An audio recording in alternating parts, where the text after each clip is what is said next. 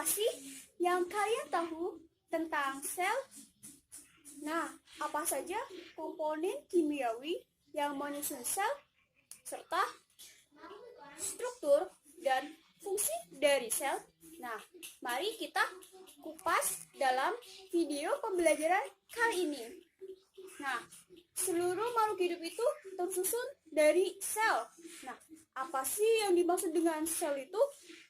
Sel itu merupakan unit struktural dan fungsional terkecil dari makhluk hidup.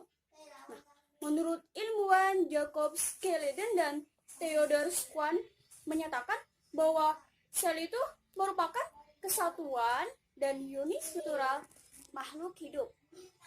Nah, seluruh kegiatan kehidupan sel itu merupakan akibat dari reaksi kimia yang berlangsung di dalam sel.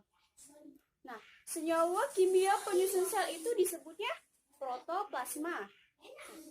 Protoplasma itu mengandung zat organik dan zat anorganik. Nah, zat organiknya itu apa saja sih? Dan zat anorganiknya itu apa saja? Oke, mari kita kupas bersama-sama ya. Nah, di dalam zat organik itu ada karbohidrat sebagai sumber energi, protein sebagai membentuk organel sel, lemak sebagai cadangan energi, serta asam nukleat itu berfungsi sebagai mengontrol aktivitas sel dan membawa informasi genetik. Nah, sedangkan zat-zat organiknya itu ada air, garam mineral, gas-gas. Gas-gasnya itu yaitu nitrogen, amonia, oksigen, dan karbon dioksida. Nah, berdasarkan strukturnya itu, sel itu dibagi menjadi dua. Yang pertama ada sel prokaryotik, dan kedua ada sel eukaryotik. Sel prokaryotik itu sel yang tidak memiliki membran atau selaput yang melapisi inti sel. Contoh dari sel prokaryotik itu ada hewan uniseluler seperti bakteri, paramecium, ganggang biru, dan lain-lain. Nah, kalau sel eukaryotik itu sel yang memiliki membran atau selaput yang melapisi inti sel. Nah, jadi sel eukaryotik itu hanya terdapat pada sel tumbuhan dan sel hewan. Oke, jadi di dalam sel itu ada 3 bagian utama yang menyusun sel tersebut. Yang pertama ada membran plasma, yang kedua ada sitoplasma, dan ketiga ada organel sel. Nah, membran sel. Membran sel itu lapisan pembatas antara inti sel dan lingkungan luarnya. Fungsinya itu sebagai lalu lintas molekul dari ion dan arah dari luar sel ke dalam sel. Nah, sitoplasma itu terletaknya di dalam sel dan di luar inti sel. Nah, tersusunnya itu dari cairan dan padatan. Cairannya itu bersifat yaitu koloid karena ada protein dan RNA. Nah, sedangkan padatannya itu terdapat organel sel. Nah, fungsinya itu sebagai tempat berlangsungnya beberapa reaksi kimia sel dan terapungnya beberapa organel sel. Oke, jadi sekarang kita akan kupas apa saja sih organel sel. Yang pertama itu ada nukleus atau biasa disebut dengan inti sel. Nukleus itu terdiri dari selaput inti, cairan inti, anak inti, atau biasa disebut dengan nukleolus. Nah, fungsi dari nukleus itu untuk mengatur aktivitas sel karena di dalamnya itu terdapat kromosom ya, yang bentuknya yang berisi DNA. Nah, untuk mengatur sintesis protein. Yang kedua, ada retikulum endoplasma. Apa sih retikulum endoplasma itu?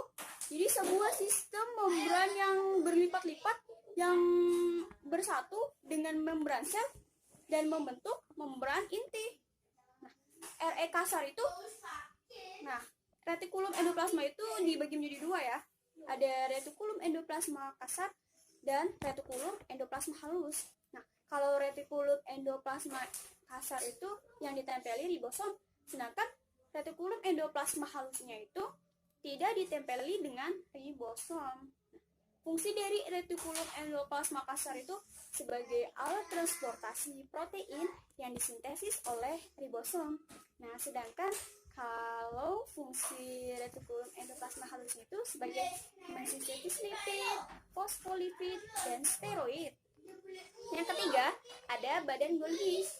Badan Golgi itu pada sel tumbuhan itu disebutnya dengan diktiosom. Nah, fungsinya itu untuk membentuk membran sel dan dinding sel tumbuhan, membentuk kantong pada sel-sel kelenjar untuk sekresi. Nah, terus ada fungsi lain lagi untuk membentuk akrosom pada spermatozoa, kuning telur pada sel telur. Setelah itu ada sebagai tempat pembentukan zat-zat sekresi dan menyekresikannya keluar sel. Yang keempat ada mitokondria. Kalian pasti tahu dong fungsi dari mitokondria itu sendiri sebagai tempat berlangsungnya respirasi aerosol. Itu ada lisosom. Lisosom itu berfungsi untuk melakukan pencernaan intrasel. Sebagai autolisis juga. Autolisis itu apa sih? Penghancuran diri sel dengan cara membebaskan semua isi lisosom di dalam sel. Terus ada autofagi. Autofagi itu berarti menyingkirkan struktur-struktur yang tidak dikehendaki dalam sel. Oke. Yang keenam itu ada namanya itu badan mikro. Badan mikro itu ada dua bagian yang disebut dengan peroksisom dan gliosom. Peroksisom itu terdapat enzim katalase. Enzim katalase itu mempunyai fungsi sebagai menguraikan hidrogen peroksida menjadi oksigen dan air, sedangkan gliosom itu hanya terdapat pada tumbuhan. Di dalam glioksisomnya itu mengandung enzim yang dapat mengubah lemak menjadi gula. Oke, sekarang yang ketujuh ya. Yang ketujuh itu pastida. Pastida itu hanya terdapat pada sel tumbuhan. Terdiri dari kromoplas,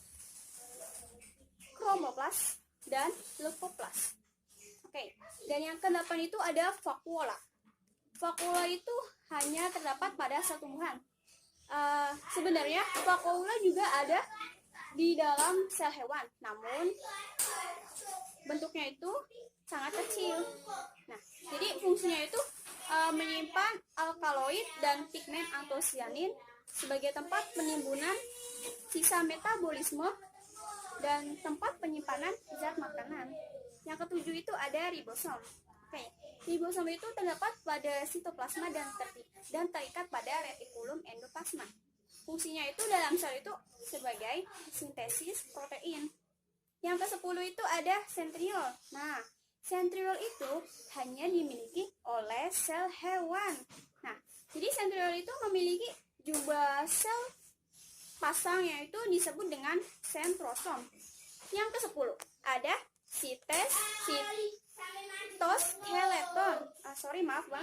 Sitoskeleton. Oke. Jadi sitoskeleton itu mempunyai fungsi untuk membantu gerakan substantif dan suatu bagian sel-sel lain itu dan memberi kekuatan mekanik sel. Nah, adik-adik, apakah kalian sudah memahami apa itu sel, komponen kimiawi penyusun sel, serta struktur dan fungsi dari sel tersebut? Nah, supaya kalian lebih memahami apa yang telah dijelaskan, setelah ini kalian bisa mengerjakan soal-soal yang berkaitan dengan sel. Terima kasih.